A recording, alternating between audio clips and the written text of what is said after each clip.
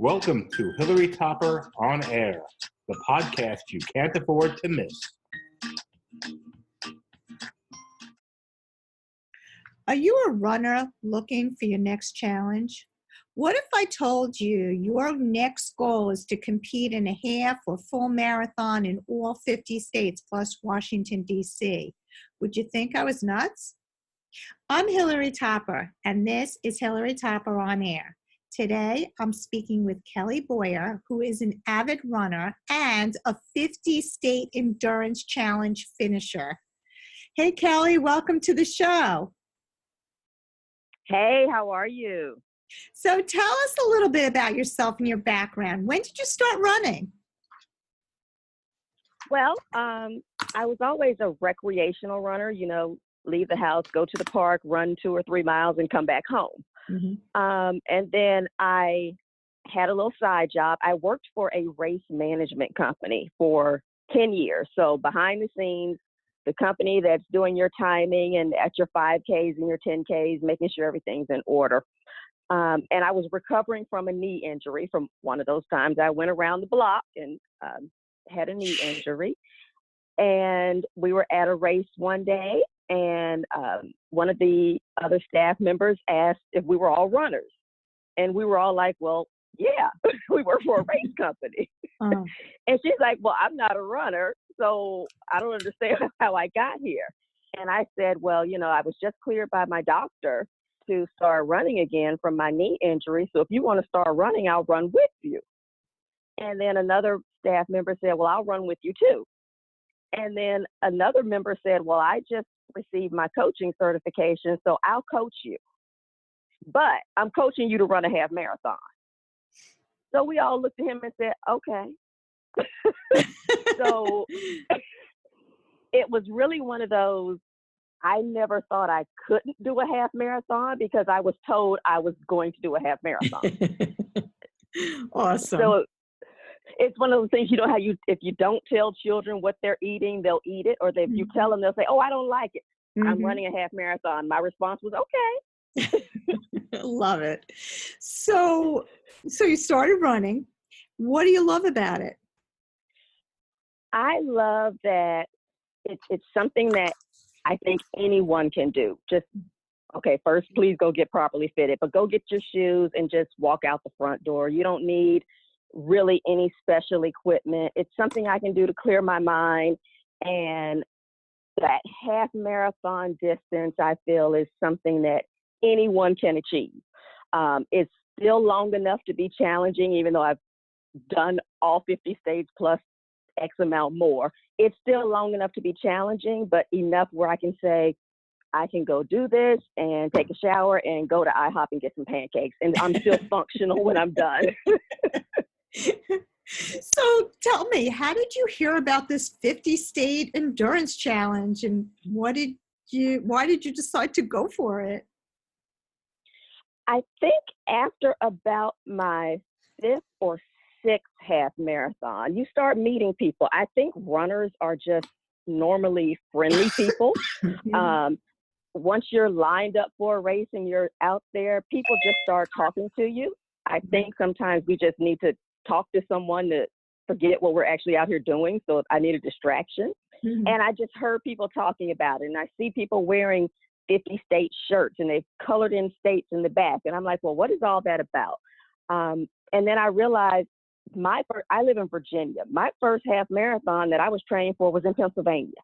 Huh. My second one was in Florida. Then I went to Alabama. Then I came back to Virginia. So I was already traveling to do half marathons. Wow. And I'm like, oh, there's organizations for this. There's clubs for this. I had no idea all these organizations existed. I think I've joined them all now. But all of these different running type clubs and organizations exist for people that are amateur runners. Even, we're amateurs. We're not competing. We're not winning. I'm not standing on the podium and getting a check. Right. But it's a group of people with like interests, and you just start getting involved in it. Amazing. That is such a cool challenge. So of the 50 states, was there a particular race that stuck out in your mind, and why? Oh gosh, kind of like saying, who's your favorite child? There are races that were probably more challenging than others. I really think they were all different. I would say South Dakota, which was my 49th state. I did the inaugural Mount Rushmore half marathon with vacation races. Mm-hmm. That was the absolute most technical, challenging course I've ever done. Wow. At one point, I was like, I think I just want to cry, but I have to finish this race. I feel like that every day now. Okay. You know, and I'm a girl that likes hills. These were not hills; these were mountains. Wow. Wow. But it was also one of the most beautiful courses. The Black Hills of South Dakota are absolutely beautiful. So knowing I was not out there thinking I'm going to die on top of this mountain by myself was very helpful, because we were all out there like, you've got to be kidding me. This is the craziest course we've ever seen. But wow. it was, yeah. I looked at some of the pacers, and I looked at the pace band, and it took me a while to realize they were not even splits on the pace band. They were for each mile. And I looked at the lady, I'm like, why did she say mile 4 is going to take 20 minutes? I'm not understanding why there's a 20-minute mile. We got to mile 4. I said, we're going straight up. Wow. Straight up. Like at one point, I felt like I could just put my hands on the ground and kind of like I'm climbing up. It was a very challenging course, but I loved it. Mm-hmm. Mm-hmm. Now, what I would think that a lot of my listeners are going to say, well, did you like Alaska and Hawaii? What were those like? Alaska was beautiful. And Hawaii was my last state. I actually just finished Hawaii on January 20th. And I'm going to be honest, by the time I got to Hawaii, I'm just ready to be done. It's been 6.5 years. I think I just might walk this course and look at the ocean. and that's pretty much what I did. But Alaska was great. I went to Alaska in June, and I really believe my perfect running temperature is right around 55 degrees. Mm-hmm. I don't think it made it to 60 degrees, so it was perfect running weather. I was a little disappointed I didn't see any moose, and I think that was the first. That's the first race. In the pre-race instructions, they tell you what to do in case you encounter a moose. Wow. On the course, and I'm like, oh, okay. And then the marathoners. There was a half marathon and a half marathon. The marathoners actually took videos of bears on the course. There was a bear on their course, so I didn't get to see that either. So I'm a little disappointed about that. Wow. I don't know. That would have made me run faster, I think. You're kind of like, okay. No, you kind of stop and you're like, okay, there's a bear. That is what an amazing experience. Before we move on, I just have to say that I am so appreciative of our sponsors, and I must thank them.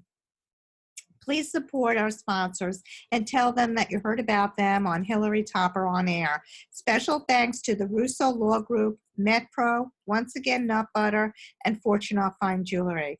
So Kelli, back to you. What did you do to train for these half marathons? Well, after the first few half marathons with the running coach, I was tricked into actually doing a marathon.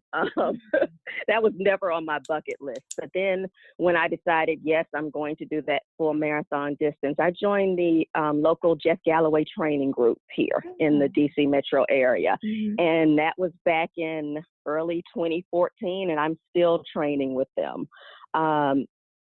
Just knowing that, hey, we have to run at 5 o'clock in the morning and there's people waiting for me, so I can't let them down. You have your group. And you know, sometimes when you hit mile 20, you need someone right at your side saying, come on, let's go. We have to keep moving.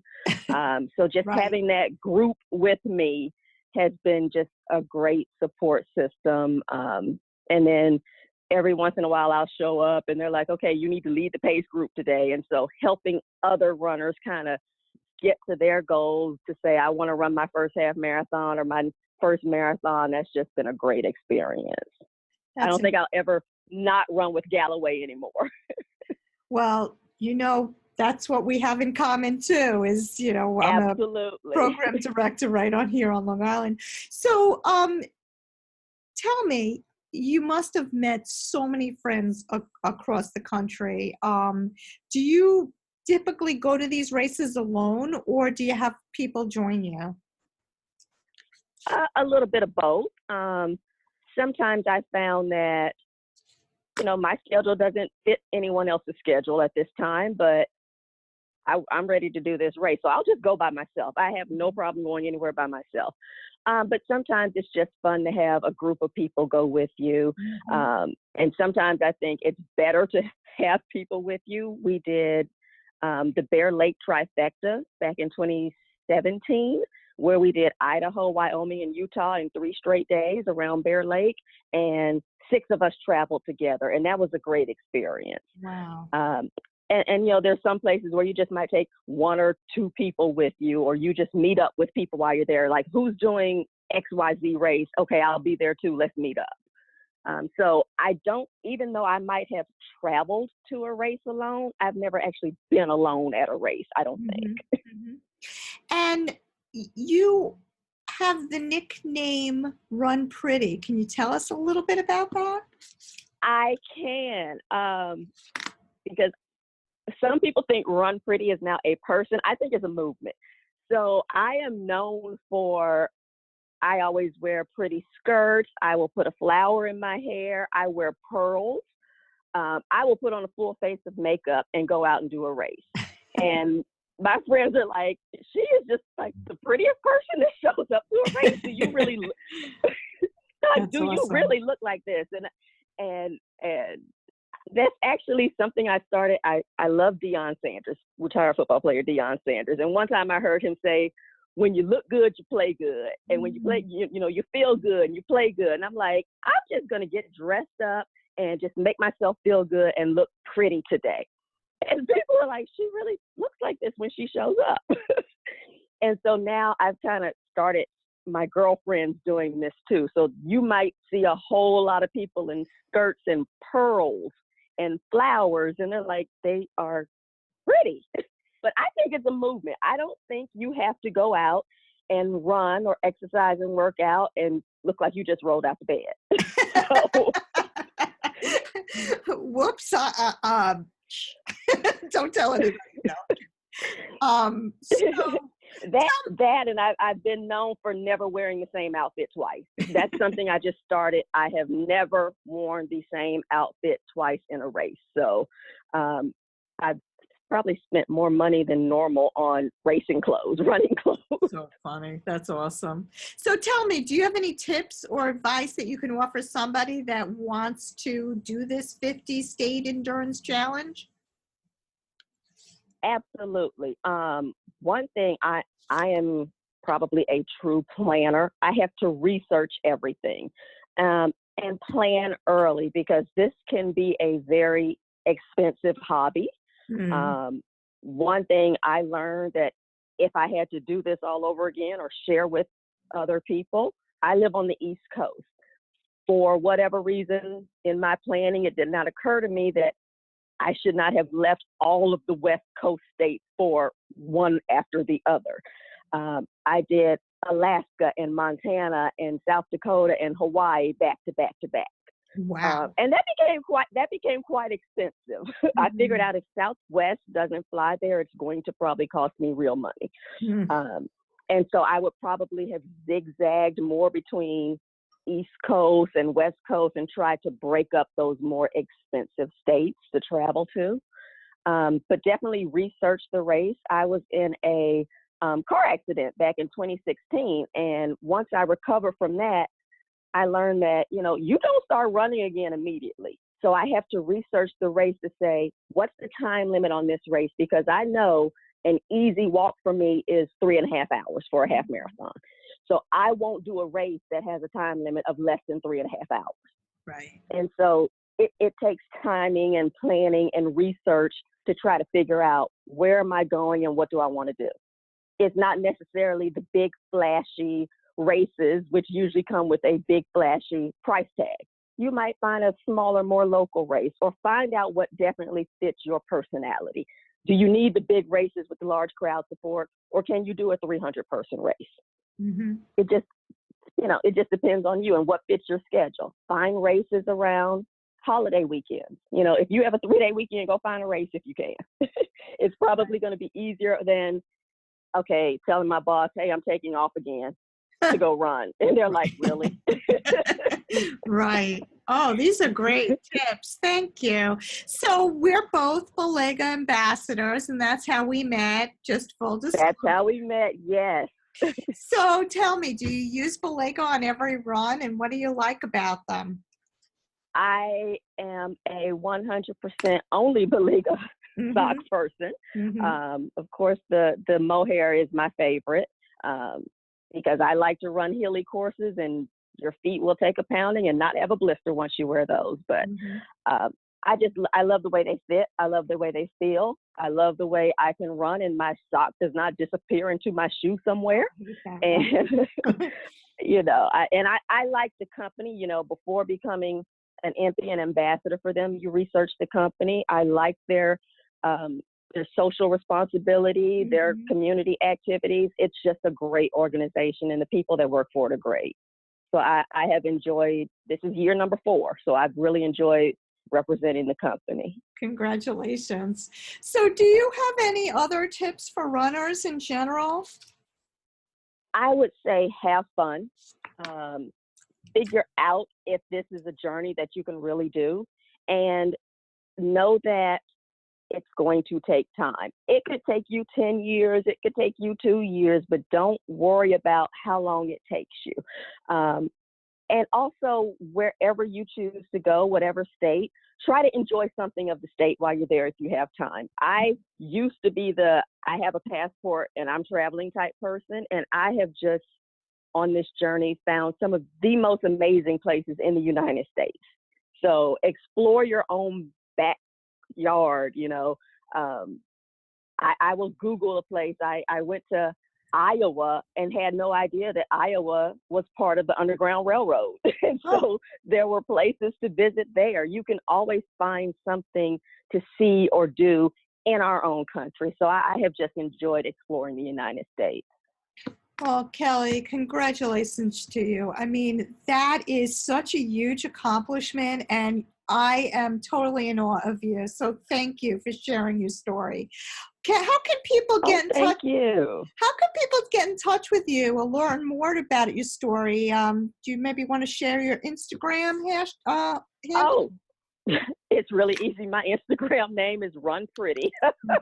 Perfect. It's run_pretty. So I pretty much live on my Instagram account. So you can see any race that I have been to. I usually always post my outfits before the race so people can see. I stopped doing it and my friends got upset with me. So I had to start doing it again because they were like, wait a minute, you did a race. We didn't see what you were wearing. That's awesome. That is awesome. Well, congratulations again. Check out Kelli's Instagram feed at run_pretty.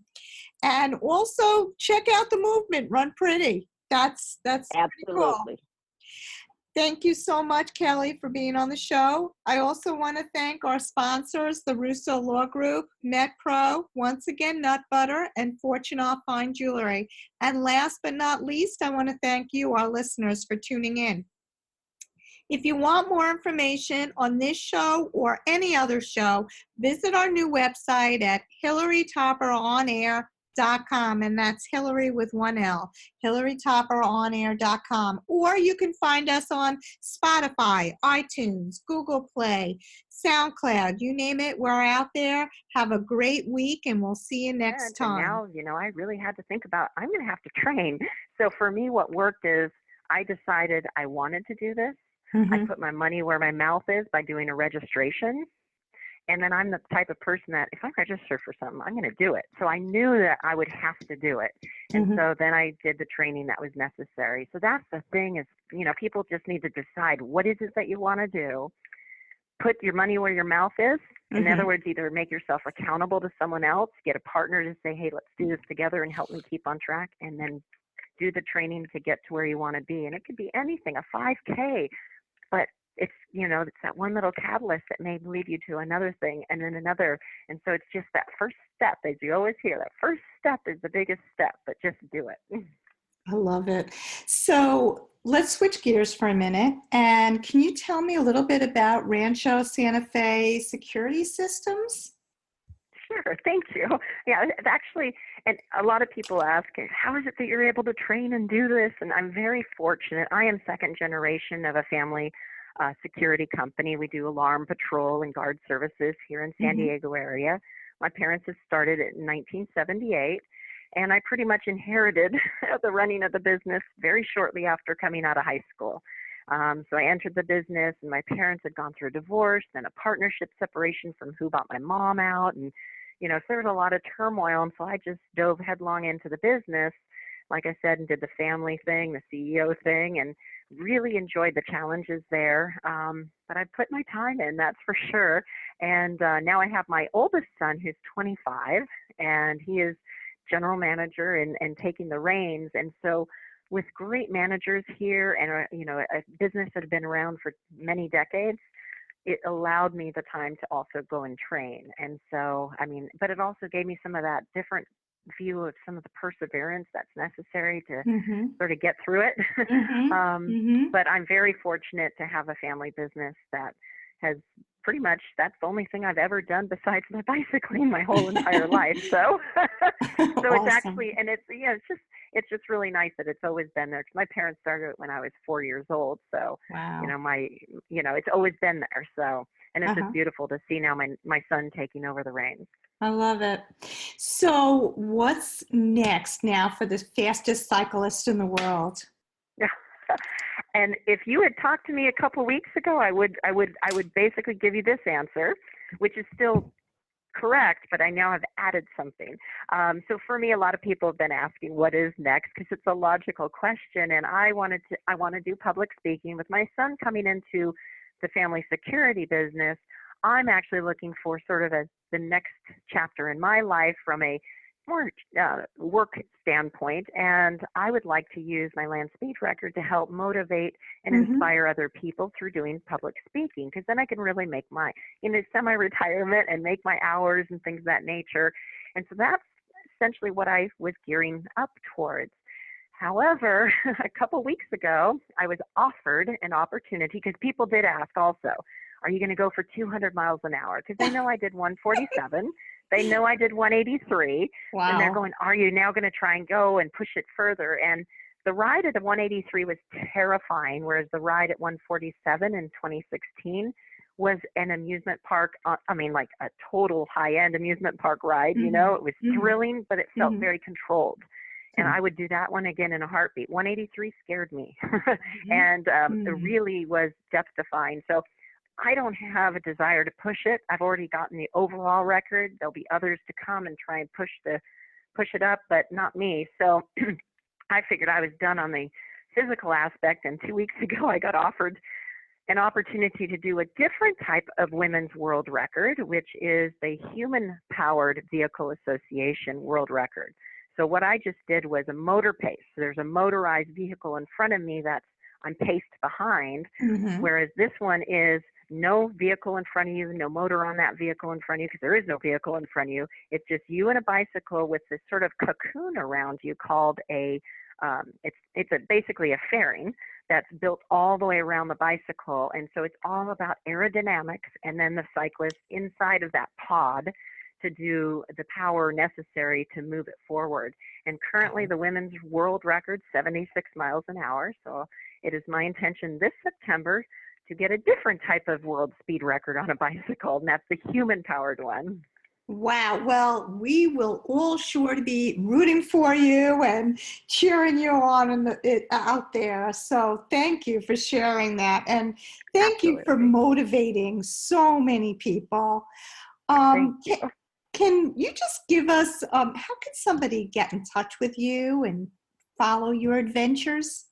Absolutely. Well, the best, only because it's my comfort level, is we do have a Facebook page.